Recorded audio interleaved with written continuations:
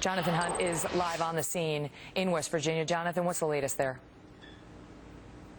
Megan, it is a dreadfully painful wait for those families who simply do not know whether their loved ones are dead or alive beneath that mountain. But it is slow by necessity. Those drill holes that Governor Manchin was talking about have to be bored down into the mountain to release the gases. But before they can even begin the drilling process, they have to bulldoze a road across the top of that mountain to get them access to where they need to be. So it is going to take, as the governor was saying, a long time. They are doing it as quickly as they can, but clearly they cannot risk the life of a single rescue worker. Governor Manchin was also saying earlier today that the prospects for the four who may or may not be alive are not good. The only hope, the literal only hope, is that they may have made it to the one airtight chamber beneath that mountain that has not yet been reached by the rescue workers. There are 4 of them down there. These airtight chambers contain enough oxygen for 4 days, plus food and water.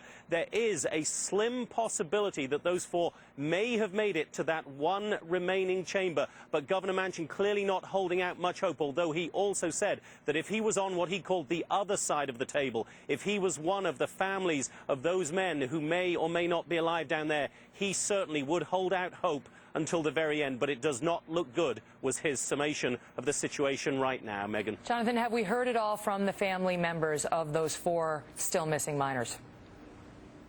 We've not heard from those 4 specifically. We have been hearing from some of the family members, some, for instance, very angry at the company Massey Engineering, because they say they found out that their loved ones had perished in this explosion through government officials rather from getting a call from the company. And they say that the least that they could have expected after their loved ones risked their lives every single day going to work in these mines was a call directly from the company. So there is growing anger here, not just because of that, but also because of long-held concerns about the company's safety standards in this particular mine, Megan. So it's going to be very interesting how those families react towards company officials, if and when the senior officials from those companies actually show up to talk to the families directly, Megan. And, you know, when we had that mine collapse out in Crandall Canyon in Utah, there was a lot of talk about the mine's safety record, and that became a critical part of the story. I mean, it's still so early, Jonathan, but what are we learning, if anything, on that?